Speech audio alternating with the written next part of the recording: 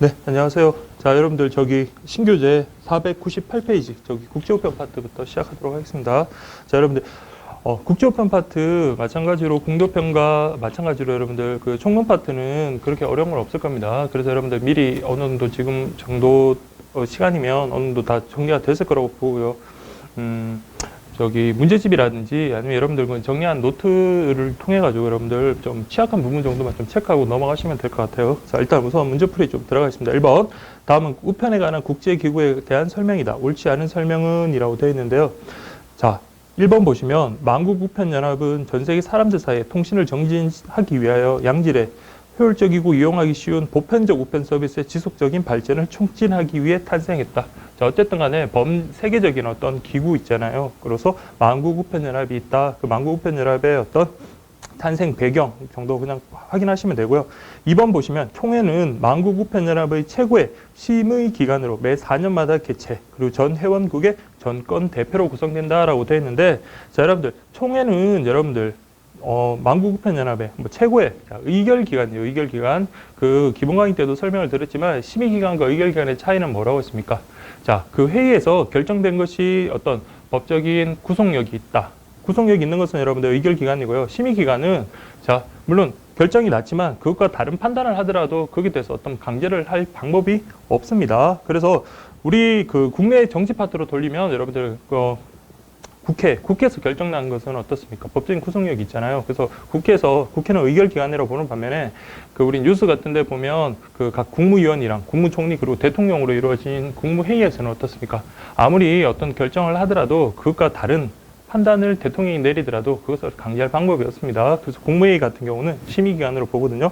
그래서 총회 같은 경우는 자, 최고의 의결기관. 자, 이걸 잘 체크하시고, 그리고 매 4년마다. 그러니까 여러분들 4년마다 개최되기 때문에 이것은 상설기구가 아니죠. 그래서 이거는 비상설기구다라는 거지. 그렇게만 체크를 하시면 되겠습니다.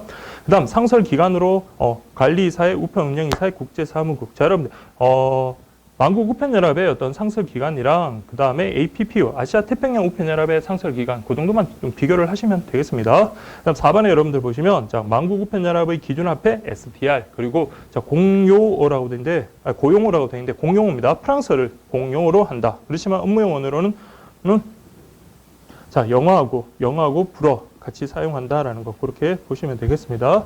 자, 언어가 아니죠. 그래서 여러분들 그렇게 좀 체크를 하시고, 그 다음 2번 보시면 만국우편연합의 기관은 무엇인가 라고 되어 있는데, 자, 만국우편연합 여러분들 그 기관과 관련해가지고 각각의 특징 정도 꼭 반드시 좀 체크를 하십시오. 자, 이거 틀리면 여러분들 정말로 안 됩니다. 그래서 보시면 우편에 관한 정부정책 감사, 자, 등과 관련된 사안을 담당한다. 자, 여러분, 감사 들어가면 여러분들 관리이사회다. 그렇게 좀 체크, 키워드 위주로 그렇게 좀 체크를 하시면 되고요. 근데 여러분 보시면 아시겠지만, 총회는 여러분들 아까 우리 봤지만 4년마다 개최되는 자, 최고 의결기관이다. 그리고 비상설기구다 했기 때문에 총회는 여러분들 답을 체크 안 하실 건데 관리이사회랑 우편 운영이사회 정도만 잘 비교하시면 되겠습니다. 그래서 제가 여러분들 499페이지에 UPU의 기관 해가지고 그 총회, 관리사회, 우편 운영이사회, 국제사무국 관련해서 그렇게 정리를 해놨으니까 저에게 마지막이라고 생각을 하시고 이 강의를 혹시 보시는 분들은 꼭 좀 그렇게 정리를 하시기 바랍니다. 그 다음에 여러분 3번. 아시아 태평양 우편연합에 대한 설명 옳지 않은 것은 이라고 되어 있는데, 자, 여러분들 그 첫 번째 그 창설을 갖다가 제의한 두 국가 그건 반드시 체크를 하시고요. 그리고 처음 상설 회원국 4개의 국가가 있거든요. 요거는 반드시 여러분들 좀 체크를 하시기 바랍니다. 그래서 한국과 태국이 공동으로 제의했다. 아닙니다. 제의하는 한국과 필리핀이 제의를 했고요. 그 다음에 4개국은 우리나라, 그리고 태국, 대만, 그리고 필리핀 이렇게 창설 회원국 4개국이다라는 것이 반드시 좀 구분을 하시고, 그 다음 2번 보시면 총회는 마찬가지 연합의 최고 기관, 그리고 매 4년마다 개최되니까 비상설기구 맞습니다. 그 다음에 3번, 4번은 그냥 가볍게 이렇게 확인하시면 되겠습니다. 그래서 정답은 1번 되겠고요. 자, 그 다음에 여러분들 보시면 자, 아시아 태평양 우편연합의 기관은 무엇인가 라고 되어 있는데, 보시면 총회와 총회 사이의 연합 업무의 계속성을 유지하기 위하여. 자, 총회가 4년마다 열리다 보니까 자, 4년이라는 시간이 그렇게 짧은 시간은 아니잖아요. 그래서 이전에 결정됐던 것과 그 다음 차기 그 총회와 사이의 어떤 연속성이 단절될 가능성이 많잖아요. 그러한 업무의 그 단절을 막기 위해서 그 업무의 계속성을 유지하려고 만든 게 바로 여러분들 집행이사입니다. 집행이사회. 그래서 집행이사회 관련해가지고 그 특징. 자, 총회와 총회사의 연합업무의 계속성을 유지하기 위해 매년 1회 개최된다라는 것까지 그렇게 좀 체크를 해 주시기 바랍니다. 그래서 앞에서 봤던 UPU의 기간 그리고 APPU의 기간 반드시 여러분들 정리를 하시고 그래서 5번에 이런 문제도 내봤어요. 아시아 태평양 우편연합의 기간이 아닌 것은 이라고 되어 있는데 자, 저 같은 경우는 자, 만국우편연합 같은 경우랑 그 APPU 둘 다 여러분 뭡니까? 총회는 있잖아요. 그래서 여러분들 그 차이 나는 것 하나만 기억하면 돼요. 그래서 여러분들 만국우편연합 같은 경우는 자, 보시면 그 표에 보시면 관리사의 관, 그 다음에 우편 운영이사의 운, 그 다음에 국제사무국의 국. 그래서 간운국이라고 그렇게 외웠거든요. 그래서 간운국, 요거는 여러분들 UPU다. 그렇게 보시면 됩니다. 그래서 5번 문제 다시 확인하시면 APPU 기간이 아닌 것은 자, 여러분들 뭐 보시면 됩니까? 간운국. 그래서 관리사의 관, 우편 운영이사의 운, 그 다음 국제사무국의 국. 이렇게 되니까 정답은 1번, 3번 되겠습니다. 그 다음에 여러분들 6번 보시면 국제우편물 구분에 대한 설명 옳지 않은 것은 이라고 그렇게 되어 있네요. 1번 보시면 우리나라는 내용물에 따라 다른 방식을 따르고 있는데 말이 그렇죠. 내용물에 다른 방식을 따르고 있는데 자, 일부 국가에서는 취급 속도에 따르는 구분 방식을 따르고 있다. 자, 말이 좀 못하기 때문에 죄송한데 자, 여러분들 우리나라는 어떻게 구분한다? 내용물에 따라 구분한다라는 거 국제우편물 관련해 가지고 그거 확인하시면 되고 다음 2번 보시면 EMS로 물건 발송할 때는 번호가 EM으로 시작하는 운송장을 사용한다. 자, 여러분들 EE는 서류, 그 다음 물건, 소포 같은 경우는 그러니까 비서류죠. 이거는 EM 맞네요. 2번 맞고요. 3번은 우편, 자루, 배낭, 인쇄물, 즉 M백은 국제통상우편물로 분류된다. 그래서 여러분들 교환 자료에도 나눠드렸듯이 국제통상우편물로 분류되는 것들 있잖아요. 각각 꼭 비교를 하시면서 잘 정리를 하셔야 됩니다. 4번 보시면 서적, CD, 달력 등은 EMS, 서류로 취급되어 발송된다라고 했는데 딱 봐도 여러분 이건 서류가 아니잖아요. 그래서 이건 비서류입니다. 그래서 정답은 4번 이렇게 체크를 하시면 되겠습니다.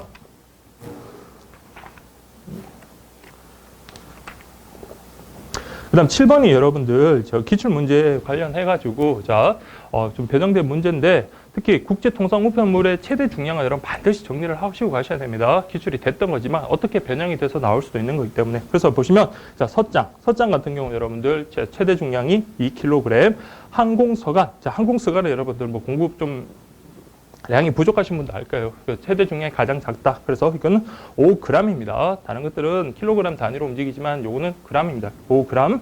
그 다음에 인쇄물 같은 경우 5kg, 소형 포장물 같은 경우 2kg, 그리고 가장 무거운 거 있네요. 시각장애인용 점자우편물 7kg. 자, 여러분들 좀 시간이 있으면 같이 한번 외우고 넘어가겠는데 여러분 반드시 이 자리에서라도 반드시 좀 확인하시고 암기를 하셔야 됩니다. 자, 그래서 보시면 제한 중량이 가장 큰 것은 여러분 뭡니까? 시각장애인용 점자우편물 7kg. 그 다음에 5kg짜리가 뭐였습니까? 인쇄물이었죠. 인쇄물. 그렇기 때문에 정답은 미음 디귿 되니까 3번 되겠네요. 3번 그렇게 좀 보시면 되고요. 그 다음에 8번 문제 같은 경우 자, 옳은 것은 이라고 되어 있는 1번 법규 위반한 엽서 서장으로 분류되어 발송한다. 그렇죠. 여러분들 통상우편물에 서장도 있고 엽서도 있지만 엽서가 그 규격, 즉 법규에 규격에 맞추어져야 되는데 그 법규를 위반했다. 그럼 이건 서장으로 취급이 됩니다. 그래서 서장으로 분류되어 발송한다. 1번 맞습니다. 중요한 질문이죠. 다음 2번 보시면 간지엽서, 사제엽서, 우편요금 표시 정표를 인쇄할 수 없다. 자, 이런 기출 문제인데 자, 간지엽서는 우편요금 정서 표시 정서를 인쇄할 수 있습니다.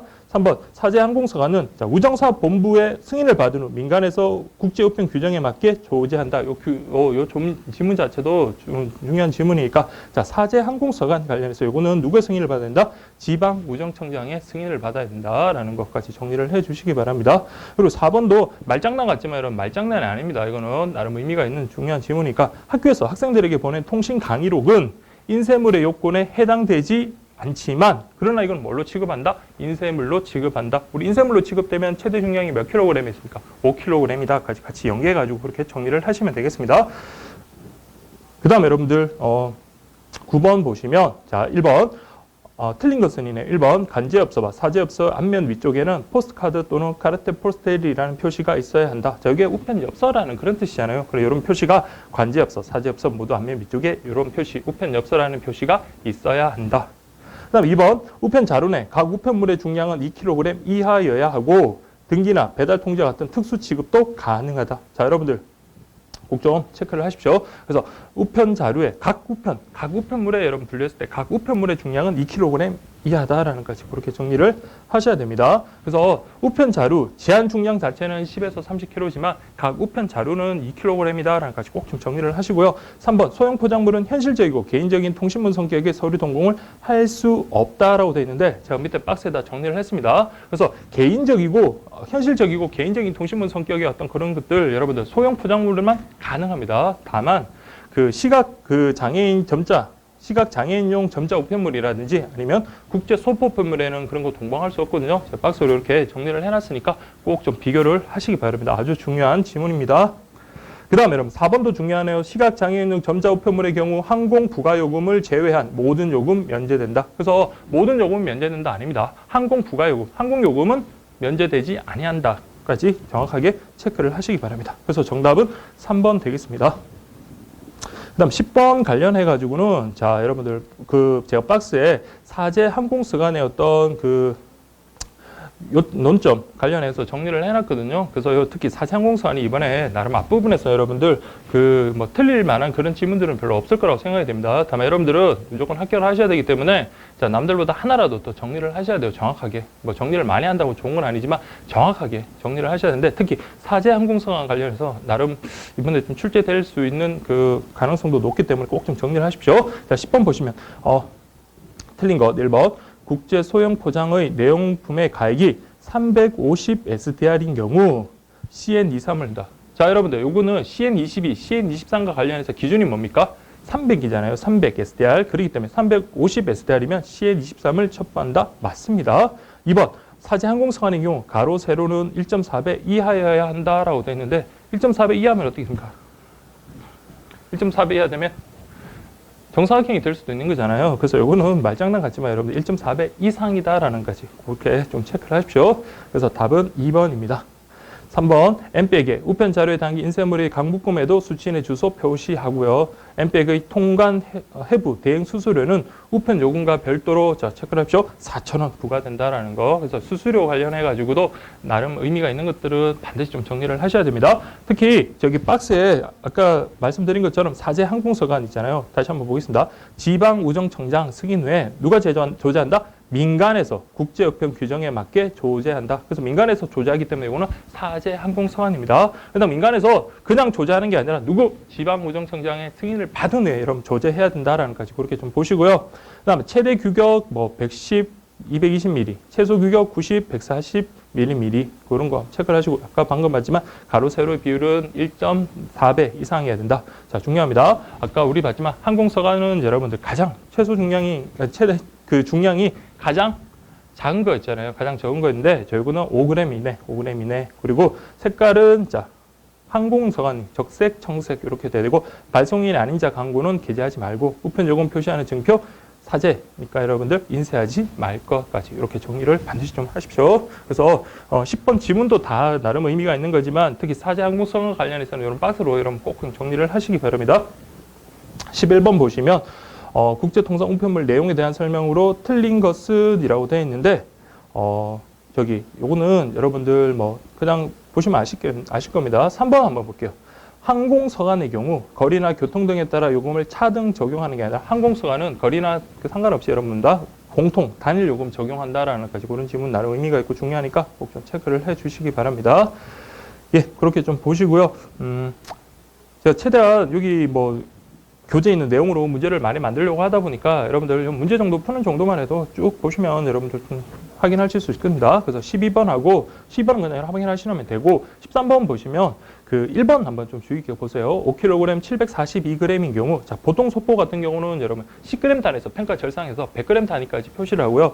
보험 소포 같은 경우는 좀 더 세밀해야 되잖아요. 그렇기 때문에 1g 단위에서 평가 절상, 반올림이 아니에요. 평가 절상 숫자만 있으면 무조건 올림을 해가지고 10g 단위까지 기재한다. 그렇게 이해하시면 됩니다. 그래서 1번 오프라인 모의고사 때, 요 보통 소포, 보험 소포는, 여러분들 오답 한번 확인을 해보니까 거의 틀린 분은 없더라고요. 그래서 1번은 그런 식으로 좀 이해를 하시고, 2번 보시면 보험 소포의 경우 보험 가액 한도 내에서 실제로 발생된 손해를 배상한다. 자, 보험 소포, 보험 가액 한도 냅니다. 제가 이번에 전범 모의고사를 만들면서도 했는데, 보험 소포 같은 경우 보험 가액을 손해배상으로 한다. 그건 아니고 보험 가액을 한도입니다. 실제 배상하는 거는 손해배상 원리는 뭡니까? 실제 손해난 것 이상으로 배상하지 않는다는 거예요. 실제 손해액을 배상하는 거다라는 거 반드시 2번 체크를 하시고요. 3번은 보험소포 내용물 가액은 주관적인 가치로 판단하면 안 되겠죠. 그래서 이거는 객관적인 가치로 판단해야 된다. 그렇게 좀 보시면 되고, 다음 4번 K패킷. 자, 2kg 이하 소형 물품 새로 들어온 거니까 저 내용 반드시 다 정리하라고 했습니다. 그래서 14번 관련해서 자, K패킷에 관한 설명, 옳지 않은 설명은 13번은 그래서 여러분들 답은 3번입니다. 14번 보시면 1번 EMS와 같은 경쟁 서비스 맞고요. 고객 맞춤형 국제 우편 서비스로서 소형 포장물의 배송 기간보다는 짧다. 또한 요금은 뭐보다는 소형 포장물보다는 높고 EMS보다는 낮게 설정되었다. 맞는 질문이고요. 그 다음 2번 보시면 우편 취급국을 제외하니 라고 되어 있는데 모든 우체국입니다. 그래서 우편 취급국도 제외하지 않습니다. 그래서 모든 우체국에서 계약해서 이용 가능하다라는 거 확인하시면 되고, 3번 보시면 이시핑으로 접수 그리고 2kg 이하 소형 물품 맞고요. 4번도 중요합니다. 월 최소 계약 물량의 제한이 없고 월 이용 금액에 따라 이용 금액의 5에서 17%까지 감액이 가능하다. 그래서 많이 보내면 보낼수록 뭡니까? 그만큼 감액해주겠다. 그런 내용이고, 특히 K패키가 관련해서 교재 있는 내용 다 싸그리 저렇게 정리를 했거든요. 그래서 정리된 내용 반드시 K패킷은 새로 들어온 거니까 꼭 좀 체크를 하시고 넘어가시기 바랍니다.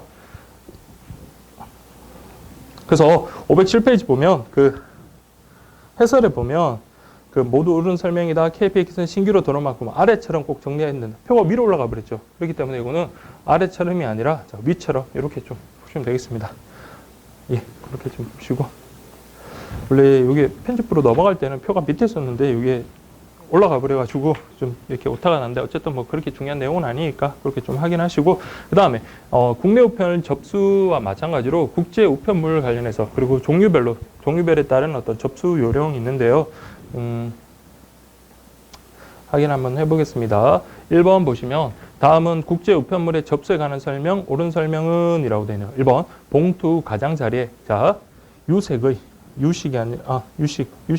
줄이 있는 봉투는 항공 우편물과 선박 우편물입니다. 항공 우편물과 선편 우편물 모두의 사용이 가능하다라고 되어 있는데, 자, 이거는 유색이 줄이 있는 경우는 항공 우편물의 하나입니다. 그래서 X. 2번 도착 국가 및 지역과 우편 번호에는 밑줄 치면 안 돼요. 그러니까 X. 3번 국제통상 우편물의 창구 접수 시 발송인을 보는 앞에서 국제 일부인으로 우표를 소인한다. 자, 이거는 여러분들 별거 아니지만은 그냥 자, 요 자체로도 여러분 지문 나올 수 있으니까 여러분들 어렵지 않은 지문이지만 그래도 여러분 확인하십시오. 그래서 창구 접수할 때 발송인을 보는 앞에서 국제 일부인으로 우표를 소인 도장을 찍는다. 이 말인 거죠. 그 다음에 우편 자료 배낭이죠. 우편 자료 배낭 인쇄물 같은 경우는 접수 시에 하나의 국제 통상 우편물로 취급한다라는 거 꼭 좀 체크를 하십시오. 국제 소포 우편물이 아니라 국제 통상 우편물이다라는 거 그렇게 좀 체크를 하시기 바랍니다. 네, 그렇게 좀 보시고 2번 보시면 우편자료 배낭, 우편자료 배달, 인쇄물, 엠백의 접수에 관해 옳은 설명으로 묶은 것은 이라고 되어 있는데, 자, 이거 나름, 자, 요 파트에서 여러분 나올 만한 지문들 다 싸그리 정리를 했거든요. 그래서 여러분들 확인하시면 되겠습니다. 그래서 1번, 접수 시 하나의 통상 우편물 취급, 다음에 니은, 주소 기재형 꼬리표 2장 작성, 한 장 우편물에 붙이고 한 장은 우편자료목에 묶고 봉인한다. 이렇게 되거든요. 그래서 이 니은도 맞고요. 3번 같은 경우, 자, 이럴 때는 뭘 붙인다? CN22, 요걸 붙인다라는 거 꼭 좀 체크를 하십시오. 자, EMS 같은 경우는 CN23을 붙이지만, 자, 우편자료, 배달 인쇄물 같은 경우, 엠백 같은 경우 CN22다라는 거, 디귿번 X, 통관 해부, 대행 수수료 2,500원이면 좋겠지만, 자, 이게 가격이 올라가지고 4,000원으로 개정됐습니다. 그래서 4,000원. 그 다음 미연번 보시면, 접수 우체국에서 국제 우편 자료가 없는 경우, 국내 우편 자료를 활용해야죠. 없는데 국내 우편 자료를 활용해야 됩니다. 그리고 난 다음에 국제 물류 상태로 송부하여 국제 우편 자료로 다시 묶을 수 있습니다. 그래서 미연번은 제가 좀 말장난 같지만 그냥 여러분들 그 교재 내용 한번 꼼꼼히 보시라고 그렇게 출제한 거니까, 어쨌든 간에 그 2번 문제 같은 이런 문제는 여러분 한번 내용 정리하기 좋은 문제니까 꼭 좀 확인을 하시기 바랍니다. 예, 그렇게 좀 보시고, 그 다음에 3번만 하나 볼게요. 항공서간의 경우 우표를 포함하여 어떤 것도 붙이지 못해요. 항공서간에는 자, 어떤 것도 자, 넣어서는 안 됩니다. 어떤 것도 넣을 수 없다. 자, 여기까지 후단은 맞는데, 자, 우표는 여러분 붙일 수 있습니다. 그래서 3번이 잘못됐고요. 예, 그렇게 좀 보시면 되고, 아까 2번 관련해가지고는 보세요. 시각장애인용 점자 우편물을 등기로 접수할 때는 등기료는 무료이다. 자, 그러면 우리 시각장애인용 점자 우편물 같은 경우는 뭐가 면제된다고 했습니까? 항공 부가요금이 면제된다 했잖아요. 그럼 나머지 요금들은 다 면제되기 때문에 등기료는 면제되는 거 맞습니다. 네, 그렇게 좀 확인을 하시고 4번 에어그램, 자, 요거는 항공서간이죠. 항공서간 그렇게 좀 보시고 해서 그 시각장애인용 점자 우편물, 자, 시각장애인용 같으면 블라인드가 들어가면 되는 거고 그다음에 우편 자료, 배달 인쇄물 같은 경우는 M자 표시한다라는 거 그렇게만 좀 보시면 되겠습니다. 예, 그렇게 좀 보시고 5번은 여러분들 자, 중요한 지문이긴 한데 기출 문제를 통해서 여러분들 많이 확인을 하셨을 것 같고 그래서 특히 그 4번 있잖아요. 주소 기표지 2면, 3면 그리고 나머지 면 관련해서 순서 반드시 꼬아낼 수 있으니까 꼭 좀 체크를 하십시오. 그래서 2면 같은 경우는 접수 우체국에서 보관하고 3면은 발송이 나머지는 다 싸그리 뭡니까? 그 소포 우편물에다가 붙여서 발송한다라는 거. 그래서 2면, 3면, 나머지 면까지 이렇게 각각 잘 연결해 가지고 정리를 하시기 바랍니다. 그 다음에 여러분들 6번도 여러분들 확인하시면 되겠고요. 그 다음에 7번도 여러분들 같이 확인하시면 되겠습니다. 그래서 그렇게 어려운 내용 아니니까 그렇게 좀 보시고 다만 여러분들 저기 8번 한번 보겠습니다. 512번 8번에 보시면 자 여기 오타가 나가지고 한번 확인하겠습니다. 국제 소포 우편물의 접수에 대한 설명 옳은 것은 1번 주소 기표지의 크기보다 작은 소포를 접수할 경우 접수를 거부한다. 자 이거 거부한다. 여러분 함부로 거부해서는 안 되겠죠. 그러면 좀 거기에 맞게끔 적절하게 좀 부피를 좀 키우든가 아니면 다른 조치를 취해가지고 어쨌든 접수를 받도록 해야지 접수를 거부한다 이렇게 하는 거는 너무 매정하네요. 1번은 X, 2번 당일 주소 기표지 사용한 접수 내역 반드시 그렇죠 전산 입력해라 맞습니다. 3번 미국의 경우 반드시 항공편만 가능하여 반창료가 발송 우편 요금보다 비싸 민원이 자주 발생하고 프랑스는 선편만 가능. 자, 프랑스 역시 마찬가지 미국과 마찬가지로 항공편으로만 가능하기 때문에 오히려 반송할 때 그 비용이 더 비쌀 수 있으니까 그런 것들을 미리 기점을 해줘야 되겠죠. 얘기를 해줘야 된다라는 거. 그래서 민원이 자주 발생하기도 한다. 그래서 3번 X, 4번 소포품을 끈으로 묶을 때는 무리한 힘을 가하지 않고는 그 끈이 풀어지거나 끊어지지 않도록 봉함해야 된다. 이거 당연한 거죠. 근데 여러분 얘기 좀 오타가 났는데 자 여러분들 어쨌든 간에 2번, 4번이 여러분 정답입니다. 그래서 여러분들 정답에도 2번, 4번 그렇게 좀 바꿔주시기 바랍니다. 다음 9번 보시면 국제특급 우편의 접수 옳은 것은 이라고 되어 있네요. 1번 행방조사 결과 우체국의 잘못으로 인해 송달 예정 시간보다 지연됐다. 그러면 납부한 우편 요금 배상한다라고 되는데 자 EMS는 여러분들 행방조사를 했습니다. 그렇다고 그 예정된 시간보다 늦다고 무조건 손해배상을 하는 게 아니라 예정된 시간보다 48시간 이상이 지연된 경우 그때 한해서 뭡니까? 손해배상을 하는 거죠. 그래서 1번 X. 그래서 요거랑 여러분 뒤쪽에 나오는 TCS 국제 초특급 서비스라든지 아니면 EMS 배달 보장 서비스는 그 배달 예정 시간보다 늦으면 48시간 지나야 이런 게 제한이 없거든요. 그렇기 때문에 그것과 반드시 비교를 하셔야 됩니다. 다음 2번 국제특급 우편은 우편 취급국을 포함하여 모든 우체국 그렇죠. EMS는 모든 우체국에서 접수 가능합니다. 이게 동의 되잖아요, 여러분들. 자, 그래서 2번 맞고요. 3번 항공 및 등기를 기본으로 하고 내용품의 가액이 20만 원 이상인 경우 보험 가입 안내해라. 자, 20만 원이 아니라 10만 원 이상인 경우 보험 가입을 반드시 안내하도록 합니다. 다음에 4번 배달 통지 취급은 별도의 CN01 서식을 CN01이 아니라 CN07입니다. CN07. 그래서 이런 것들 그 정리된 거 한번 꼭 좀 체크를 하시고 그 진도별 했나요? 아니면 전범위에 요 관련해서 쭉 정리된 문제 하나 있으니까 그걸 통해서 여러분 꼭 좀 확인을 하시기 바랍니다.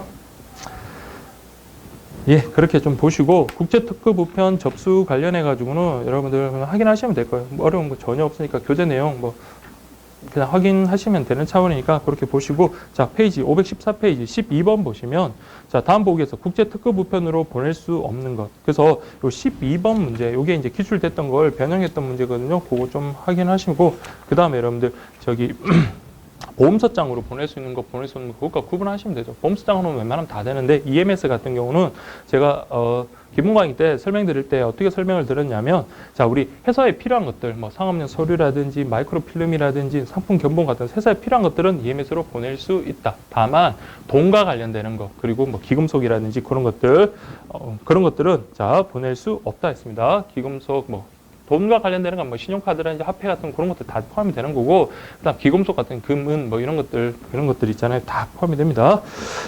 그리고 여러분들 뭐 가공 또는 비가공이라는 말 좀 조심하라 그랬죠. 그래서 여러분들 뭐 가공된 어떤 기금속도 보낼 수 없지만 비가공된 어떤 원석 있잖아요. 그런 것들도 EMS로 보낼 수 없다라는 거. 그래서 12번 보시면 2012년 기출 변형이라고 되어 있네요. 상품 견본 회사 관련되는 거 보낼 수 있고요. 비가공 뭐 가공이든 비가공이든 금문 같은 거는 안 된다. 그다음에 금융기관 간에 그냥 수표 돈이니까 안 되고 마이크로필름 회사 필요하네요. 됩니다. 컴퓨터 데이터 역시 회사에 필요한 거 되고 동전, 화폐, 돈은 안 되고 마그네틱 테이프 회사에 필요하네요. 그래서 여러분들 됩니다. 보석, 기중품 같은 거 안 되죠. 그리고 카드 이것도 역시 돈과 관련되는 거라고 해서 안 된다. 그렇게 정리를 하시면 됩니다. 네, 그렇게 좀 보시면 되고요. 그 다음에 13번 보시면 국제특급 우편의 기표지 작성에 대한 설명으로 자 틀린 것은 이라고 그렇게 되는데 자 1번 보시면 자 국제특급 우편 기표지 우리 그 국제 소포 관련해서 보통 소포 같은 경우는 10g 단위에서 평가 절상에서 100g 단위까지 표시를 한다면 보험 소포는 어떻습니까? 10g 단위에서 1g 단위에서 평가 절상에서 10g 단위까지 여러분들 표시를 하잖아요. 자, EMS도 마찬가지입니다. 그래서 이게 요금이 비싸기 때문에 무게에 따라 여러분 요금이 좀 차등 적용되잖아요. 그래서 이것도 좀 세밀한 게 필요하다. 그래서 이것도 마찬가지 10g 단위까지 기재한다라는 거 그렇게 꼭 좀 체크를 하시고 그 해설에 제가 그래서 정리를 해놨거든요. 그렇게 여러분 좀 확인을 하시기 바라고 2번 내용품의 가액은 객관적인 가치를 발송인이 원화로 기재하면 발송 우체국이 발송인이 원화로 기재한 보험가액을 SR로 환산해서 주소 규피지에 해당 날에 기재한다라고 그렇게 되는데 자 EMS하고 여러분들 국제보험소포 우편물하고 반드시 구분하셔야 됩니다. 국제보험소포 우편물 같은 경우 우리가 원화로 기재를 하면 그 우체국에서 뭐 합니까? 그 SDR로 환산해 가지고 주소 기표지에 기재를 해주고 EMS는 그냥 우리 보낸 사람이 뭡니까? US 달러로 기재를 하는 거예요. 그래서 박스로 그렇게 정리를 해놨으니까 확인하십시오. 그래서 2번 아주 중요한 질문입니다. 2번 틀렸습니다.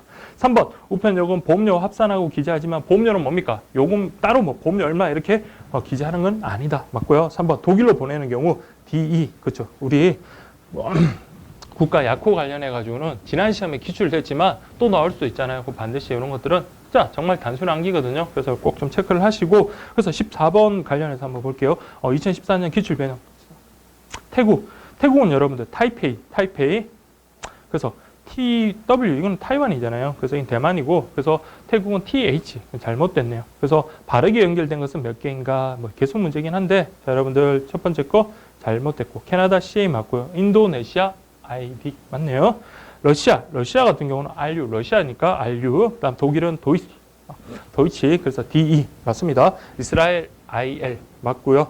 그다음에 스위스는 자 이거 SZ는 SZ 요거는 스와질랜드잖아요. 그래서 요거는 CH 이렇게 가야 되고 중국 차이나 맞습니다. 영국은 잉글랜드라고 하기 쉬운데 자 그레이트 브리티시 해서 GB 이렇게 보시고도 일본은 뭡니까? 재팬은 JA가 아니라 JP입니다. 그래서 나름 저도 이렇게 막 바꾸려고 신경을 썼는데 여러분 이렇게 헷갈리지 않게끔 잘 정리를 하시기 바랍니다. 그래서 좀 자, 지금 시간에는 뭐 모든 걸 다 꼼꼼히 보는 것보다는 여러분들 안 되는 부분만 집중적으로 정확하게 그러니까 여러분들 많이 보는 게 중요한 게 아니라 안 되는 걸 어떻게든 정확하게 보는 게 객관식 시험에는 도움이 되는 거기 때문에 자, 요 특히 국가약호 파트에서 좀 내가 잘 안 된다라는 분들은 고공을 갖다가 정확하게 여러분들 좀 체크를 하시고 제발 그 시험에서 이 시험에서 제발 이 파트가 나오기를 그렇게 기도를 해야 되겠죠. 자, 그렇게 좀 보시고 그럼 15번 자, 기타 특수치구 우편물의 접수 관련해 가지고 4번 볼게요. 은행권이랑 수표는 보험서장으로 보낼 수 없는 물건. 자, 보험서장으로는 여러분 웬만하면 다 보낼 수 있습니다. 우리 아까 EMS로 보낼 수 없는 것 할 때는 은행권 수표 같은 돈은 안 된다 했지만 보험서장은 가능하거든요. 그래서 밑에 박스에 보험서장으로 발송할 수 있는 것 해가지고 제가 그렇게 했잖아요. EMS로 보낼 수 있는 것과 구분하시오. 보낼 수 없는 것, 있는 것과 구분하시오. 그렇게 돼 있으니까 그렇게 확인하시고 16번에 제가 이거 정리해 놓은 게 있네요. 다음 관련 세관 표시, 세관 신고서, 등기 변호표 등 잘못 연결된 것은 이라고 돼 있네요. 근데 그 전에 15번에 1번 문제 있죠. 1번 지문 있잖아요. 이거는 여러분들 제가 늘 강조하는 거잖아요. 시험장에서 뭐 반드시란 말이, 반드시 뭐뭐 해야 된다 또는 모든이란 말이 나왔다. 그러면 여러분들 정말 시험장에서는 당황스럽거든요. 1번 보시면 모든 통상 우편물은 등기로 발송할 수 있다. 이 자체로 여러분 지문 외우시라고 했습니다. 그래서 모든 통상 우편물은 등기로 발송할 수 있다. 맞습니다. 예, 맞고요. 다음 16번 보시면 자, 등기 CN04, EMS CN23, 다음 52만 4,700원 초과하는 소형 포장물. 자, 이게 300 SDR을 초과하는 거군요. 그래서 CN23 맞습니다. 아까 우리 봤죠? 우편자료 배달 인쇄물은 CN23이 아니라 CN22 그랬습니다. 그래서 16번에 4번 되고 밑에 박스에 있는 거 여러분 반드시 좀 확인을 하십시오. 예, 그렇게 좀 보시면 되고 그 다음에 여러분들 국제 우편 요금 관련해서 한번 보겠습니다. 1번 다음 국제 우편 요금에 대한 설명 옳은 것은 국제 우편 요금은 구성 내용에 따라 국내 취급비, 도착 국가까지의 어떤 운송 요금과 도착 국내에서의 취급비 이렇게 구분돼 구성 내용에 따라. 그래서 요거는 여러분들 좀 지나치기 쉬운 내용인데 교재 내용 반드시 확인하십시오. 그래서 운송편이면 당연히 뭐 선편 요금, 항공편 요금 이런 식으로 구분되겠고, 그다음에 종별 요금이면 우리 통상 우편물 요금, 소포편물 요금. 자, 우리 1번은 뭡니까? 구성 내용에 따라 국내 취급비, 그다음에 국내 도착국까지 운송 요금 뭐 이런 것들로 구분된다라는 거. 그래서 여러분들 좀 지나치기 쉬울 것 같아서 한번 출제를 해봤던 거니까 그렇게 좀 확인을 하시고요. 그다음 2번 보시면 국제 우편 요금의 별납은 우편 취급국 포함해. 자, 별납은 여러분들 우편 취급국 포함이 아니라 우편 취급국을 빠집니다. 우편 취급국을 제외되는 그런 우체국에서 취급한다. 그래서 2번 X. 다음에 국제 우편용 별납은 통상 우편물 같은 경우는 100통. 100통이면 너무 많네요. 100통이 아니라 10통입니다. 그래서 10통. 그 다음에 국제 우편 요금은 만국 우편 협약에서 정한 범위 안에서 우정사업본부장이 정하고 국제 우편 요금이 결정되면 고시해야 한다. 자, 우정사업본부장이 요건 정하는 게 아니라 자,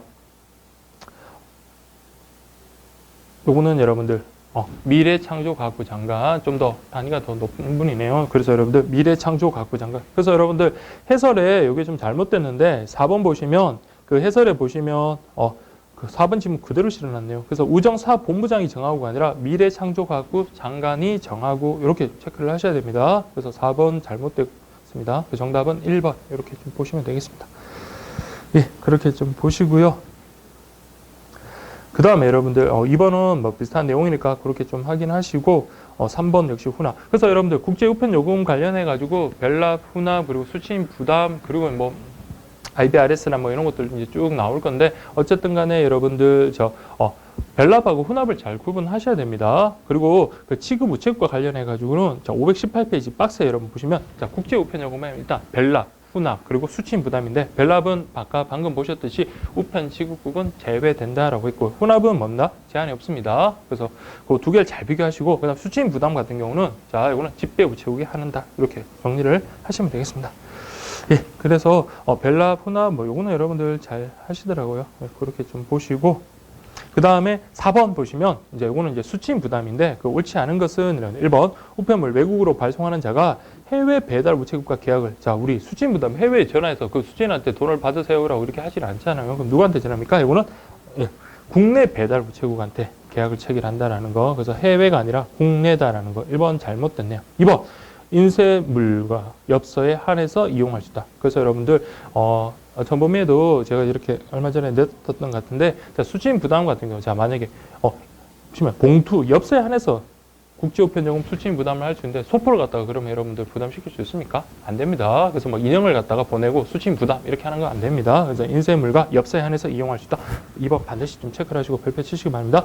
3번 최대 중량 50g. 그래서 뭐 인쇄물, 그 봉투, 엽서 이런 거니까 50g이면 충분하겠죠. 그래서 최대 중량 50g 같이 정리를 하시고요. 그럼 4번 보시면 IBRS 이용 계약을 체결하려는 자가 신청서와 수취할 우편물에 견본 한 매, 견본은 2매가 필요합니다. 견본 2매를 배달 우체국에 제출하는 절차가 필요하다. 절차를 거친다. 그렇게 보시면 됩니다. 정답은 1번, 4번 그렇게 보시고요. 그다음에 5번 관련해 가지고 자, 이것도 여러분들 좀 내용 좀 수정을 좀 하셔야 되는데 볼게요. 수취인 부담. IBRS 옳지 않은 설명만으로 묶인 1번 IBRS 우편물 모두 항공 취급, 그 밖에 부가 취급할 수 없다. 자, 맞습니다. 항공 취급하고 그 밖에 부가 취급할 수 없다. 기억법 맞고요. 2번 IBRS 우편물은 발송 우체국에서 날짜 도장 날인하여 발송한다. 날짜 도장 날인하지 않습니다. 그래서 이런 것들은 자, 시험장에서 여러분 헷갈리기 쉬운 거니까 꼭 좀 정리를 하십시오. 그래서 IBRS 우편물 날짜 도장 날인 X 안 한다. 다음에 인쇄물의 요금은 950원, 엽서 요금 400원인데 자, 이번에 이거 추가로 개정된 거죠. 대금교환과 마찬가지로 개정된 추가 수정본이 있습니다. 그래서 인쇄물 봉투 요금은 950원이 아니라 1,100원, 엽서 요금은 400원이 아니라 500원으로 바뀌었습니다. 그래서 니은티가 틀렸네요. 리얼번 보시면 IBRS 우편물은 발송 유효 기간에 한정하여 발송하므로 발송 유효 기간이 끝난 다음에는 발송한 IBRS 우편물은 그러면 어떻게 합니까? 이제 어떻게 합니까? 발송인에게 돌려 보내야겠죠. 그 기간이 끝났으니까. 그래서 리얼번 맞습니다. 미연번 유효 기간 등이 정상적으로 표시된 IBRS 우편물은 접수 시스템에 별도로 입력하지 않습니다. 별도로 입력하지 않고 국제 항공 우편물 같이 국제 우편 물류 센터로 보낸다. 그래서 미연번도 틀렸네요. 그래서 옳지 않은 거는 니은, 디귿, 미음인데 밑에 지문이 없죠. 그래서 여러분 3번 지문을 죄송합니다만 니은, 디귿, 디엘이 아니라 니은, 디귿, 미음으로 그렇게 좀 바꾸시고 그래서 정답은 3번이다. 그렇게 좀 확인하시면 되겠습니다. 그 다음 6번 여러분들 자, IBRS EMS라고 해가지고 이번에 또 새로 또 도입된 건데 자 1번 보겠습니다. 옳은 것은 이라고 했으니까 한번 지문 다 살펴보겠습니다. 1번 온라인 해외 거래와 관련해서 기존의 우편 요금 별납 제도를 활용 그게 아니라 여러분들 그러니까 뭐라고 IBRS EMS잖아요. 그럼 뭐 IBRS를 활용한 거죠. 그래서 국제 우편 요금 수취인 부담 제도를 활용한 겁니다. 그래서 1번 X, 2번 우편 취급국을 포함한 모든 우체국에서 이용 가능하다라고 되어 있네요. 자, 우리 요거는 마찬가지 집배국에 한정해서 취급합니다. 우리 IBRS, 그러니까 수취인 부담 관련해서 집배 우체국에 한정한다라고 그랬으니까 2번도 틀렸습니다. 3번 발송 가능 국가 미국이 아니라 일본이죠. 일본. 그 다음에 4번 EMS만 보낼 수 있다. 좀 보시면 IBRS, EMS잖아요. 그래서 EMS만 보낼 수 있고 그 다음에 최대 무게, 자, 요거는 2kg이다. 그렇게 정리를 하셔야 됩니다. 그래서 제가 해설에도 그렇게 좀 적어놨는데 새로 들어온 내용인 만큼 역시 마찬가지 같은 말이죠. 역시 마찬가지 꼼꼼하게 정리하셔야 됩니다. 예, 그렇게 보시고 그래서 여러분 7번 문제를 한 번 더 실었던 겁니다. 그렇게 확인하시고요. 그 다음에 8번 보시면 국제 반신 우편권 관련해서 다음 중 옳은 것은 이라고 되어 있네요. 자 1번 제가 국제 반신 우편권 관련해서 이때까지 기출이 한 번도 안 됐기 때문에 이번에 뭐 좀 기출 때 가능성 높고 해가지고 뭐 수업 시간에도 나름 다시 한번 좀 정리를 해드렸고 좀 가급적 모의고사라든지 그 관련해서 좀 문제를 많이 만들려고 노력했는데 양이 너무 적잖아요. 그래서 반신 우편권은 어떻게 출제가 되더라도 여러분 다 맞출 수 있어야 됩니다. 1번 보시면 수취인에게 해신 요금의 부담을 지우지 아니하고 맞죠? 외국으로부터 해답을 받는데 편리한 제도 맞습니다. 만국 우편연합의 각 회원국에서 발행한다. 그게 아니라 발행은 누가 한다? 만국 우편연합의 국제사무국에서 발행을 하고 그리고 판매를 누가? 각 회원국에서 판매한다. 그렇게 정리를 꼼꼼하게 정리를 하십시오. 2번 판매 가격 나라마다 다르고 우리나라는 한 매당 자 이건 좀 죄송한데 1,750원. 근데 자 우리 국제 반신 우편권은 다 모조리 암기를 하셔야 됩니다. 1,750원이 아니라 1,450원입니다. 1,450원. 그다음 3번 외국에서 판매한 국제 반신 우편권은 우리나라에서 외국으로 발송되는 항공 보통서장의 4지역 20g 800원에 해당하는 우표와 교환할 수 있다. 우리나라에 사서 우리나라 우표하고는 교환할 수는 없지만 외국에서 자 판매한 거 그거는 우리나라에서 얼마? 800원. 4지역 20g의 요금. 그래서 요거와 교환한다. 3번이 맞습니다. 4번. 판매할 때는 국제 반신 우편권의 오른쪽 해당란에 날짜 도장 찍지 말고 어디? 왼쪽. 그 다음 교환할 때 오른쪽에 찍습니다. 그래서 같은 유형의 문제 다음 5번은 이렇게도 또 나올 수 있겠죠. 반신 우편권 옳은 설명만으로 묶인 것은 1번. 기억권. 국제 반신 우편권 한 장은 그 나라의 외국 발송 항공 보통서장 최저 요금의 우표와 교환한다. 아까 봤지만 우리도 최저 요금과 교환한다. 그렇게 봤잖아요. 그래서 기억권 맞고요. 2번 우리나라에서 판매된 국제 반신 우편권은 우리나라에서 교환 안 됩니다. 니언도 맞네요. 정답은 나왔는데 3번 보시면 디귿 보시면 반신권은 우표류에 속하다. 우표류에 속하긴 하지만 자 그러나 뭐는 안 된다? 할인 판매 안 됩니다. 자, 리얼번 한 사람이 하루에 20매 초과하여 구입하는 거 허용되지 않는다. 자, 여러분 20매 요거 꼭 좀 체크를 하십시오. 30매 아니에요. 20매. 20매를 초과하는 거 구입이 허용되는 게 아니라 확인서를 갖다가 여러분 제출해야 돼요. 그래서 별도의 신청서 작성해서 그걸 갖다가 확인하고 난 다음에 판매가 가능한 거지 이렇게 지문처럼 허용되지 않는다. 이 말이 틀렸네요. 20매 초과입니다. 그래서 20매까지는 이런 별도의 신청서 작성할 필요는 없습니다. 그래서 여러분들 정답은 기억, 니언 이렇게 좀 보시면 되겠습니다. 그래서 또 10번 관련해서 어떤 변별력을 키우기 위해서는 이런 숫자 문제 있잖아요. 빈칸에 숫자 넣는 문제가 나름 좀 의미가 있는데 이런 것도 여러분들 자, 뭐 3개 다 알면 가장 좋겠지만 3개 중에 2개만 정확하게 알아도 또 맞출 수 있는 경우가 많잖아요. 그래서 객관식 문제를 잘 푸는 사람들은 물론 많은 양을 정확하게 아는 게 가장 좋지만 좀 적은 양, 내가 아는 게 좀 지식의 양이 좀 부족한다 하더라도 아는 것만이라도 정말 정확하게 꼼꼼하게 알면 객관식 문제를 여러분들 맞출 수가 있으니까 한번 보겠습니다. 국제 반신욕 우편권은 한 사람이 하루에 아까 방금 봤지만 20매를 초과하여 구입 요구 시 별도의 신청서 필요하다. 20. 그러면 1번 아니면 2번이겠네요. 또 두 번째, IBRS는 인쇄물과 엽서에 한해서 지급하고, 자, 최대 중량은 최대 중량 우리 아까 방금 좀 전에 봤지만 이거 어떻습니까? 50g이 있잖아요. 그래서 두 개만 알아도 정답이 2번이라는 거 찾겠네요. 다음에 세 번째, IBRS EMS는 EMS 한정하에 지급하고 최대 무게는, 자, 요거는 2kg이다. 이렇게 정확하게 정리를 하십시오. 그래서 10번, 저 나름 이게 그냥 문제를 만든 게 아니라 그래도 어쨌든 새로 들어온 것이랑 아직 출제 안 된 것이랑 그렇게 복합해가지고 나름 출제를 한 거니까 10번은 꼭 좀 여러분들 체크를 하시기 바랍니다. 예, 그렇게 좀 보시고, 다음 11번, 12번, 요거는 여러분, 이 EMS 배달 보장 서비스 관련된 내용인데요. EMS 배달 보장 서비스는 저기 525페이지 보시면 표가 있잖아요. 그거 정확하게 일단 우선 꼼꼼하게 좀 보셔야 됩니다. 요거는 여러분 어떻게든 출제가 될 수 있으니까. 그래서 11번은 여러분들이 좀 확인을 하시고요. 그리고 12번 보겠습니다. 적절하지 않은 것 1번, 배달 보장 가능 우정층 간 공동 시행. 그렇죠. 이렇게 공동으로 시행을 해야지만 배달 보장 어떻게 시스템을 통해 가지고 언제까지 배달이 된다라는 거 우리 거리에 따라서 이런 거 체크도 다 가능하잖아요. 그래서 1번은 맞고, 2번 송달 기준 산정 기본 원칙에 따르면 우리나라 서울에서 홍콩으로 5월 10일에 접수한 경우 5월 13일까지 정시 배달된다. 그래서 보시면 서울 지역, 그 다음에 홍콩이네. 홍콩은 아시아잖아요. 그래서 배달 보장 서비스는 아시아 지역이냐 아니면 미국이라 호주냐 유럽이냐 거기에 따라 이런 구분됩니다. 그래서 이거는 접수 이틀 이내입니다. 그래서 5월 10일이니까 5월 12일까지 정시 배달해야 되겠죠. 2번 잘못 듣네요. 그 다음에 배달 보장 서비스는, 자, 송달 기준보다 지연시 손해배상한다. 자, 여러분 EMS 같은 경우는 어떻습니까? 송달 기준보다 48시간이 넘어야지 지연 배상을 하지만 우리 EMS 배달 보장 서비스 같은 경우는 송달 기준에 따라 여러분들 그것만 넘으면 바로 손해배상 한다라는 거, 지연 배상 한다라는 거 그렇게 좀 체크를 하시고요. 4번, 지연 배달 시 지연구로 판매된 날에서 최종적으로 배상을 하는 기죠. 그게 바로 공평의 원리에 부합한 거잖아요. 잘못한 애가 나중에 최종적으로 배상하는 게 맞습니다. 네, 그렇게 좀 보시면 되고, 그 다음에 13번, 자, EMS 프리미엄 서비스 관한 설명 옳지 않은 것 1번, 공익성 추구하는 공기업, 그 다음 이윤 추구하는 사기업 제휴 동안 시너지 효과, 이게 가장 특징이죠. 그래서 1번 맞습니다. 2번, 셀벤의 길이가 모두 70cm인 경우 부피 제한에 걸려 이용할 수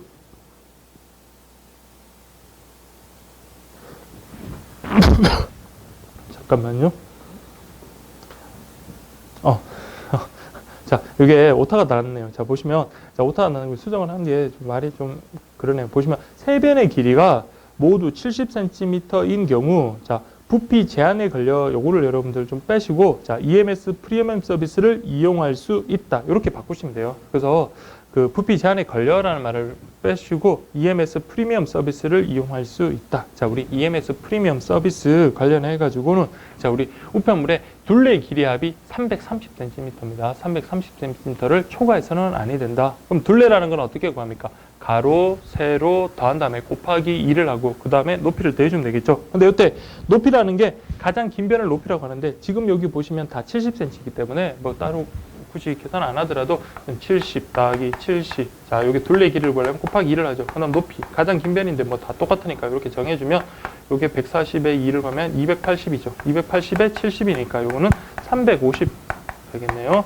350cm. 330을 초과해서는 안 되는데 350을 걸리기 때문에 이건 부피 제한에 걸려서 EMS 프리미엄 서비스를 이용할 수 없습니다. 근데 있다라고 했으니까 2번이 잘못됐습니다. 예, 그렇게 좀 보시고, 특히 EMS 프리미엄 서비스는 최대 중량이 여러분 너무너무 중요합니다. 이게 가장 무거운 물건 가능하거든요. 여기 보시면 중량 60kg인 경우 이용할 수 있는 무게에 해당한다. 자, 여러분 이게 70kg까지 가능하거든요. 그래서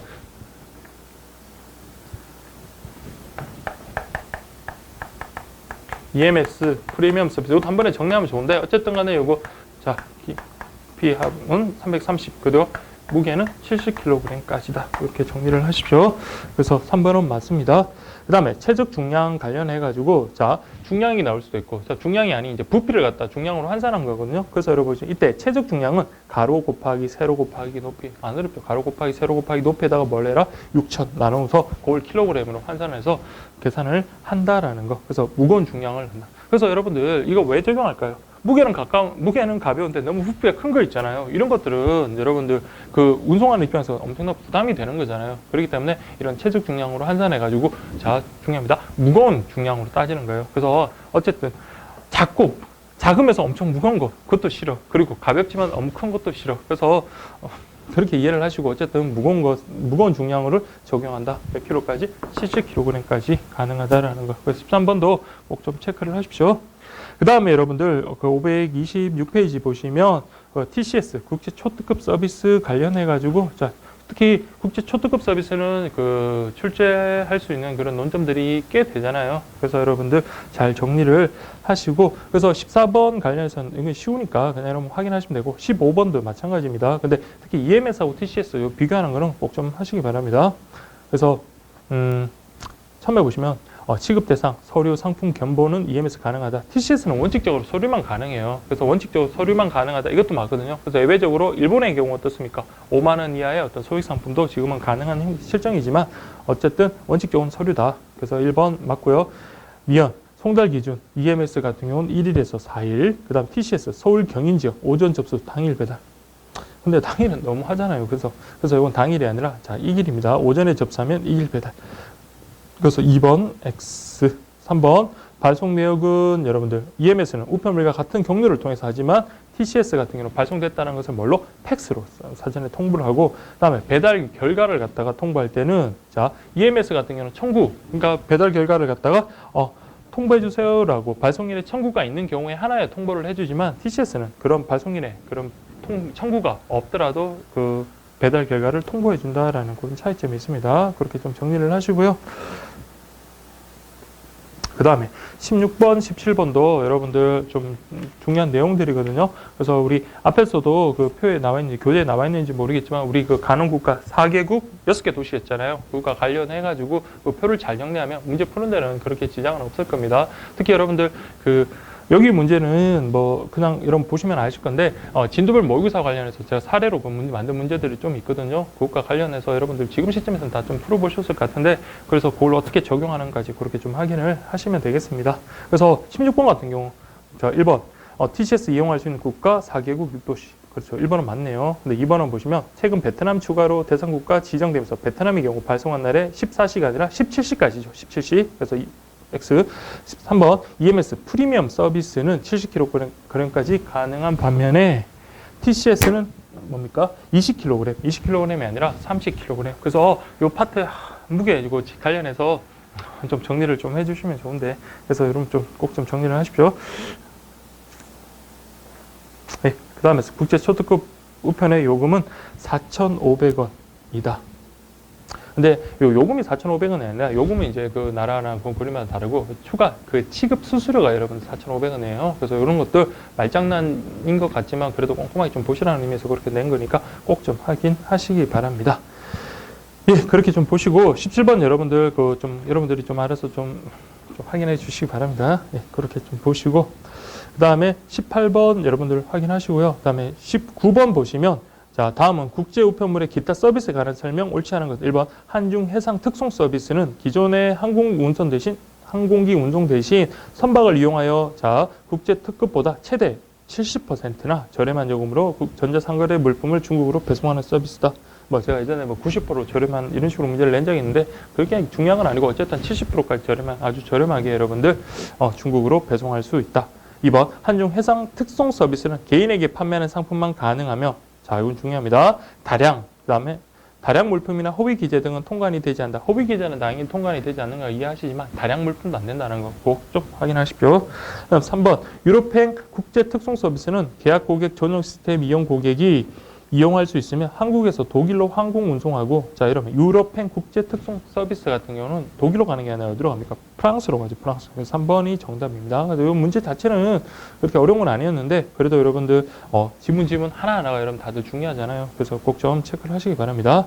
그래서 4번은 여러분 확인하시면 되고요.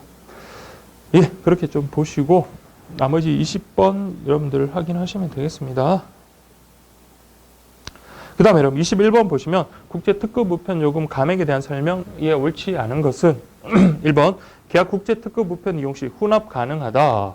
이 경우 1개월간 발송한 EMS 요금 다음 달 20일까지 납부하는 것을 원칙으로 한다. 자, 이거 후납, 증납 둘 다 가능합니다. 그리고 후납은 여러분들 국내 우편과 마찬가지로 어떻습니까? 담보금 미리 낸 다음에 그 1개월치를 갖다 다음 달 20일까지 납부하게 하는 것을 원칙으로 한다. 맞습니다. 2번, EMS 요금을 2개월 이상 체납한 경우 우편관세에서 계약을 해지할 수 있다. 요건 중요합니다. 보통 임대차 같은 경우는 2기 이상의 임차인이 임대료 지급을 연체했을 때 그 임대차 계약 해지가 가능하거든요. 해지 청구가 가능한데, 자, 요거 국제 특급 요금 관련해 가지고는 자, 2개월 이상이 아니라 1개월 이상 체납하더라도 해지 가능하다는 거 꼭 좀 체크를 해 주시기 바랍니다. 예, 그렇게 좀 보시고요.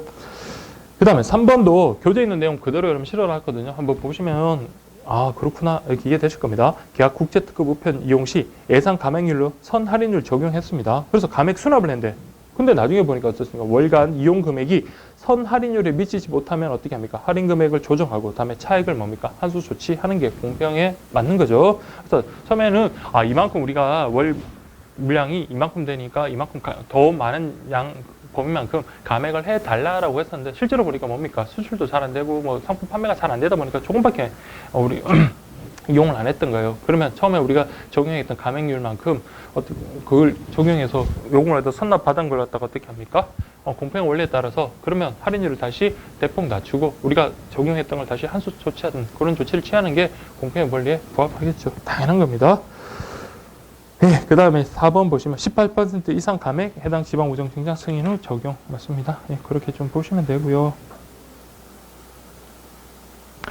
그리고 여러분 22번 보시면 EMS로 월 100만 원의 우편물을 발송한 경우 4% 감액이 적용되고, 이때 사전 계약을 맺지 않고 1회 100만 원의 EMS 발송을 한 경우에는 3% 감액 적용을 받는다. 근데 여러분들 계약 국제 특급 우편하고 수시 국제 특급 우편은 여러분들 일단 계약 국제 특급 우편은 월입니다. 월 단위를 기준으로 하고, 수시 국제 특급 우편은 뭡니까? 계약을 안 맺으니까 한 번에 여러분들 계산을 하는 거잖아요. 그러고 난 다음에 50만 원 초과한 경우는 어떻습니까? 수시 국제 특급 우편의 감액률을 어디에다 준용을 해버리라? 국제 특급 우편 요금의 어떤 감액률에 준용을 해버리잖아요. 그래서 차이는 없습니다. 다만 월 단위냐, 1회 단위, 한 번의 단위냐, 그 차이가 있다라는 겁니다. 그래서 이것도 마찬가지 1번에 보시면 4% 감액 또 받습니다. 3%가 아니라 4% 감액 적용받는다. 이렇게 가야 되고, 2억 원 초과하는 경우 18%의 적용을 받으며, 계약 국제 특급 우편 요금의 감액은 18%가 최대가 아니라 더 많으면 따로 우리 아까 지문 살펴봤지만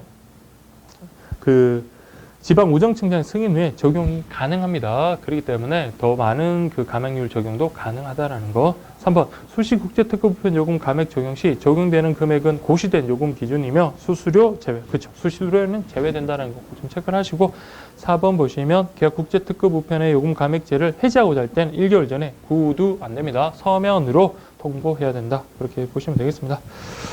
자, 그렇게 보시고요.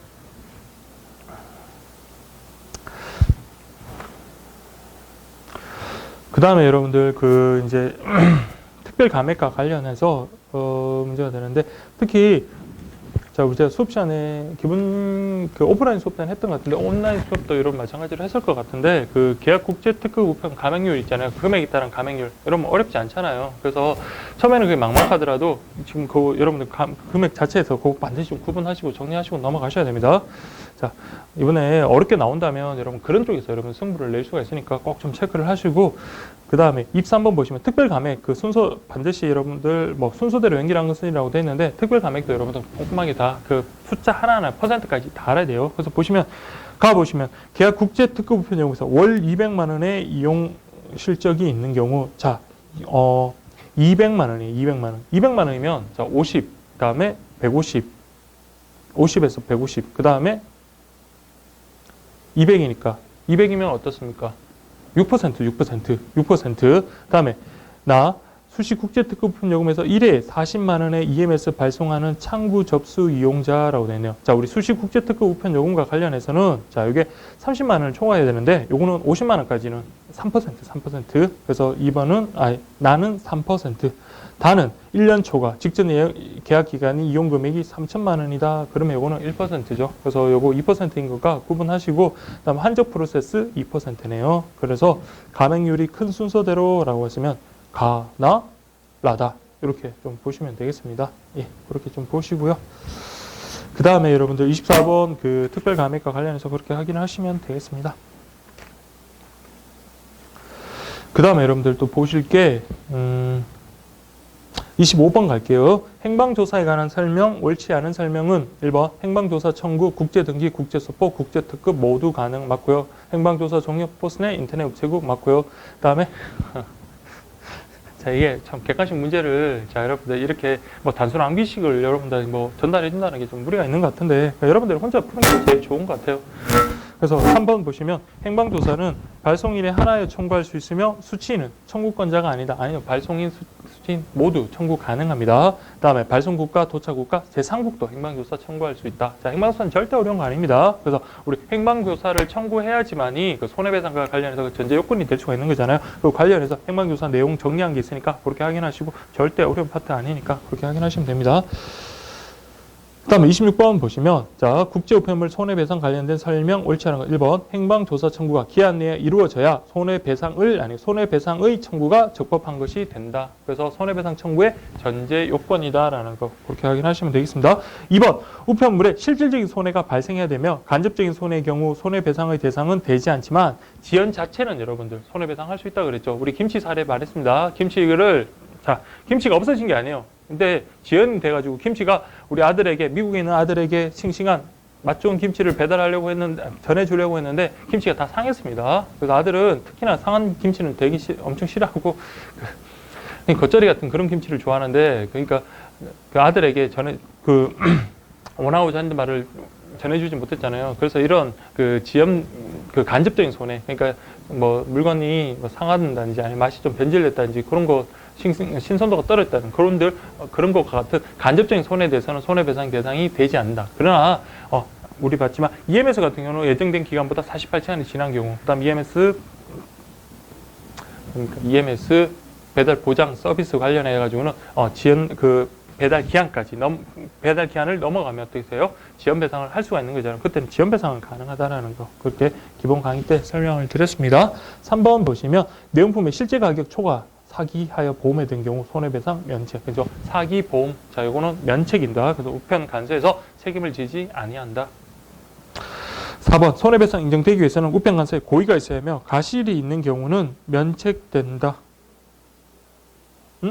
자, 이거 손해배상은 자, 고의 과실. 자, 과실이란 말은 잘못이란 말도 이런 과실입니다. 잘못을 과실이라고 하거든요. 그래서 손해배상 요건은 기책요건, 즉 위법성 이런 것들 기책요건 관련해서 고의 또는 과실이거든요. 고의가 있든지 과실이 있어야 되지 과실이 있다고 면책되는 건 아닙니다. 그렇게 확인하시면 되고요. 그 다음에 여러분들 27번 다음에서 손해배상액은 얼마인가 납부한 우편요금은 제외된다. 그렇게 되어 있는데 요게 저기 기출 문제가 여기는 소개가 안 됐네요. 자, 여러분들 저쪽에 기출 문제 관련해서 지난 2014년도에 요 관련돼서 케이스 문제 사례 문제가 나왔잖아요. 제가 봐도 그 문제가 가장 어려웠을 겁니다. 그래서 그 표면적으로 그냥 단순히 암기를 해가지고는 그런 문제를 맞추기가 어려웠을 겁니다.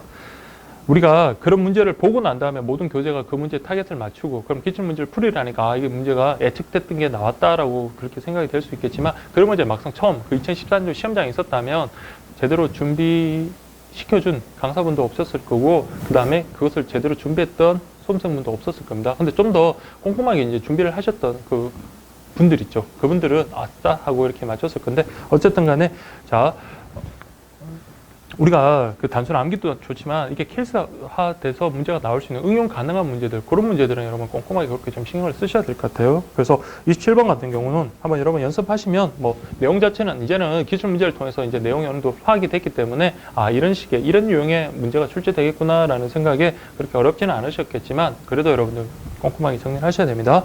자, 갑옷 10만 원짜리 음악회 초대장을 등기 우편물로 발송했지만, 자, 초대장, 뭐, 통상 우편물이네요. 근데 등기로 발송했지만, 분실됐습니다. 분실. 그러면 여러분들 보세요. 제가 그 534페이지까지 같이 한번 볼게요. 지금 보시면, 자, 등기 우편물 같은 경우, 전부 도난, 분실, 전부 도난 같은 경우는 52,500원의 범위 내에서 실손해액입니다. 그럼 실손해액이 52,500원을 벗어났다, 초과됐다 그러면 어떻게? 52,500원만 배상을 해준다는 거예요. 내가 실손해액이 만약에 3만 원이다 그러면 3만 원을 배상해줘. 자, 그 배상 범위하고 실손해액과 관련해서 보다 적은 쪽을 배상해준다. 그렇게 이해를 하시라 그랬죠. 그래서 지금은 10만 원짜리니까 근데 52,500원의 범위를 초과했네요. 그럼 52,500원까지 배상을 해준다. 그렇게 돼야 되겠고. 다음은 14만 원짜리 10kg 책을 보통 소포로 보냈으나 분실한 경우. 자, 여러분 보통 소포나 EMS나 이런 물건 관련해가지고는 같습니다. 그래서 7,870원 곱하기, 자, 몇 킬로그램? 10kg이죠. 7,870 곱하기 10. 거기다가 기본 요금 얼마? 7만 원까지 그렇게 합산한 금액하고 그 다음에 그 실제 손해액하고 비교를 하는 거예요. 그래서 지금 보시면 실제 손해액은 14만 원이고 지금 보시면 7만 원이랑 지금 10kg이죠. 7,870원. 이거 하면 78,700원이잖아요. 78,700원. 78,700원하고 7만 원하고 그다음에 148,700원이네요. 근데 지금 얼마짜리? 14만 원짜리 자, 분실했다 그랬죠. 그래서 이게 배상 최대 범위고 실제 손해액은 14만 원입니다. 그러면 보다 작은 쪽인 요걸 배상해주고 여기다 이제 우편 요금 관련해서 이제 배상을 해주는데 지금은 납부한 우편 요금만 제외된다라고 그렇게 됐으니까 그렇게 문제를 한번 구성해봤거든요. 그래서 여러분들 이렇게 좀 확인하시면 되겠습니다. 예, 그렇게 좀 보시고 그 다음에 534페이지 그 다음 28번은 여러분들 그냥 자, 이거는 단순 암기 문제니까 여러분들은 좀 확인을 하시면 되겠습니다. 그래서 특히 28번에 밑에 있는 표 있잖아요. 자, 이런 것들은 그 금액 자체를 정확하게 암기 못하면 시험장에서 이런 거 계산하지 못하잖아요. 그래서 특히 여러분들 저기 등기 우편랑 배달 인쇄물 관련해서 숫자 보시면 26만 2,350원. 이거 좀 암기하기 힘드실 건데 그래도 이거 꼭 좀 확인하시고 나머지는 여러분들 52,500원. 그 다음에 우리 이때 봤던 7만 원 플러스 킬로그램당 7,870원. 요거는 연습만 했을 겁니다. OX 지문에도 있고 여기에도 있고 진도별 모의고사도 있습니다. 그래서 여러분들 계속 반복을 하다 보면 나중에는 여러분 구구단처럼 쉽게 여기실 겁니다. 자, 그렇게 보시면 되고요. 그 다음에 29번 보겠습니다. 다음은 국제우편물의 서비스 옳지 않은 것 1번 동일 발송인 원리에 이상 손망실 피해 입은 사람 자 1회 10kg까지 제공이다. 자, 우리 앞에서 봤던 이용자 실비 지급 제도하고 유사한 제도예요. 그래서 재수 없는 사람이죠. 한 번, 월 2회 이상, 한 달에 2번 이상이나 손실, 망실 어떤 그런 피해를 입었다. 그러면 불쌍하니까 어떻게 해라? 그렇죠. 1회에 한 번에 10kg까지 이제 발송해 줄 수 있는 발송권, EMS, 무료 발송권 제공해 준다. 맞습니다. 2번, EMS 우편물 종추적 조사, 손해배상을 청구했는데 3일이 경과하도록 아무런 자 반응도 없고 3일이 넘었어요. 그래서 3일 이상 지연식. 그러니까 얘들이 뭡니까? 해주긴 해줬지만 너무 늦게 줬다는 거예요. 그럼 불편했으니까 무료 발송권 이때는 좀 작네요. 1회 3만 원권. 자, 1회 10kg, 그다음 1회 3만 원권 구분 그렇게 하시고요. 3번 EMS 무료 발송권의 액면 금액 전부 또는 일부를 현금으로 교환하는 것 안 됩니다. 현금으로 교환하는 것 안 되고요. 3번도 뭐 4번 국제우편물의 반환 청구는 등기 소포 특급 우편의 경우 가능하지만 보통 통상 우편의 경우 가능하지 않다. 4번 별표 치십시오. 이런 게 중요합니다. 그래서 국제우편물 반환 청구는 모든 우편물에서 가능합니다. 그래서 모든 우편물 모두 가능하다. 모든 우편물 모두 가능하다라는 표현은 그렇지만 그래서 해설을 보시면 그 등기 소포 특급 우편 및 보통 통상 등 모든 국제우편물이 자 해당된다. 해당 모든 우편, 그러니까 모든 이런 말 나오면 무조건 체크를 하시라 했잖아요. 그래서 4번 X네요. 그렇게 좀 보시면 되겠습니다. 30번 보시면 옳지 않은 설명 1번 국제 우편 요금의 반환을 청구하기 위해서는 우편물을 발송한 날로부터 기산하여 1년 이내에 청구해야 된다. 그래서 제가 전범위 모의고사 1회에다가 이걸 갖다가 실었거든요. 그 예전에 수업 시간에도 제가 언급을 했지만 손해배상 청구, 손실보상 청구, 이용자 실비 지급 제도, 그리고 여기 나오는 국제 우편 요금 반환 청구까지 기산점 내용까지 정확하게 꼼꼼하게 체크를 하시고 그 수치, 숫자뿐만 아니라 발송한 날인지 안 날인지 발송한 다음 날인지 막 그런 것들까지 정확하게 아셔야 됩니다. 자, 그래서 1번 보시면 지금 보면 우편물을 발송한 날부터 기산하여라고 되어 있는데, 자, 이거는 참 말장난 같지만 발송한 다음 날부터입니다. 이거 정말 말장난 같지만 기출문제 이런 거 나왔어요. 자, 발송한 날인지 발송한 다음 날인지 기출문제 나왔잖아요. 그렇기 때문에 요거 발송한 다음 날부터 기산해서 1년은 맞는데 발송한 날로부터 기산하는 게 아니라 발송한 다음 날로부터 기산한다라는 점에서 틀렸습니다. 그래서 여러분들 좀 꼼꼼하게 보시라고 1번 문제 출제를 했고요. 2번 국제우편물 반환 청구권자 발송인, 그렇죠. 우편물 반환 청구권자는 언제나 발송인입니다. 그래서 진도별 모의고사 전범위 모의고사 4회에다가 그렇게 좀 출제를 했는데, 그 수치인 막 여러 있잖아요. 앞에 제일 처음에 공부할 때 그 우체국에서의 권리와 의무, 우체국의 권리와 의무, 발송인의 권리와 의무, 수취인의 권리와 의무와 관련해서 발송인은 뭡니까? 우편물 반환 청구권인데 수취인이 우편물 반환 청구권 아닙니다. 그래서 걔들이라는 표현을 쓰지만 수취인은 그냥 받으면 되는 거지. 뭘 반환하고, 반환 청구권이라는 건 말 자체가 성립하지 않는 거죠. 네, 3번 등기 취급된 국제우편물이 망실되거나 전부 도난된 경우 납부한 국제우편요금 반환받을 수 있다. 그렇죠. 그러나 등기 취급 수수료 제외. 맞습니다. 그다음에 4번 금지 물품에 의해서 반환되지 않은 그 우편물의 경우에는 요금 반환하지 않습니다. 네, 맞습니다. 그래서 30번 관련해서는 1번이 잘못됐네요. 그래서 특히 그 요금 반환 요건과 관련해 가지고 한번 읽어 보시면 돼요. 딱 보시면 이런 경우에 반환되겠구나. 근데 제가 굵은 글씨 친 게 마지막 게 있잖아요. 그래서 금지 물품 등에 의해서 반환되지 않은 우편물은 요금 반환은 안 된다라는 거 그렇게 보시면 되고요. 그 다음에 31번 관련해서 자, 요거는 여러분들 자 볼게요. 다음은 국제 우편물 반환 수수료, 국제 우편 요금 반환 범위. 그래서 어떤 단계 아시겠죠? 그 단계에 따라서 우리가 반환 받을 수 있을 수도 있겠고 우편물을 반환 받을 수 없을 수 있겠잖아요. 지금 저기 거의 그 수취인에게 도달 직전에 있는데 발송 그 우편물 반환 청구를 했다고 하더라도 그것은 여러분들 거절될 가능성이 많잖아요. 그래서 그 접수부터 시작해서 그 단계에 따라서 그 우리가 내야 되는 수수료도 달라지고 반환 범위도 달라질 겁니다.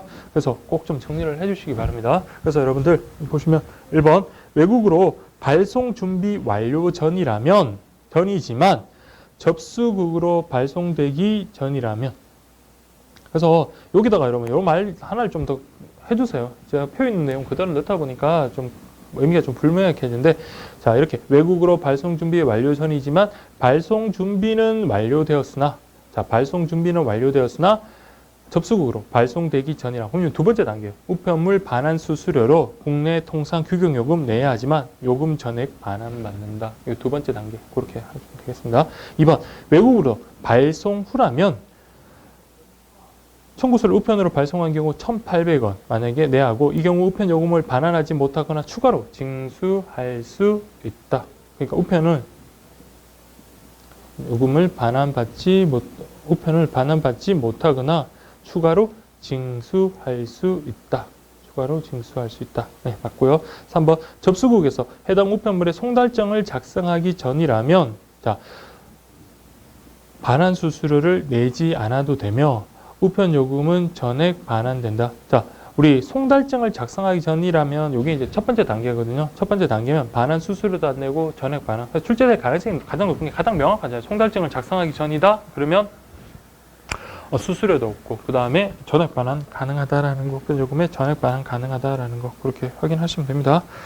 그 다음에 4번 외국으로 발송 준비가 끝나지는 않았지만 접수국에서 발송한 후라면 팩스 기본 요금만큼의 반환 수수료가 부과되고 이때 우편 요금을 전액 반환받는다라고 해요. 이게 이제 세 번째. 아직 외국으로 발송 준비는 안 됐네요. 근데 이때는 자, 팩스 기본 요금 반환 수수료 부과되지만 이때 우편 요금 전액 반환되는 게 아니라 그래도 그냥 돌려주는 게 아니라 뭡니까? 최소한 자기들이 취급했던 그 취급 비용 있잖아요. 그런 거는 공개해주고 반환해준다. 그렇게 보시면 되겠습니다. 그래서 31번 제가 이 문제를 어떻게 이제 만약에 출제가 된다면 그냥 있는 표에 있는 액면 그대로였던 내용으로 그래 출제가 될 건지 아니면 좀 약간 케이스 문제로 사례로 될지는 저도 잘 모르겠습니다. 근데 우리가 해야 될 거는 그 단계를 4가지 단계로 딱 나눠가지고 꼼꼼하게 정리하는 수밖에 없어요. 그래서 537페이지에 나와 있는 표 꼼꼼하게 이렇게 좀 확인을 해 주시기 바랍니다.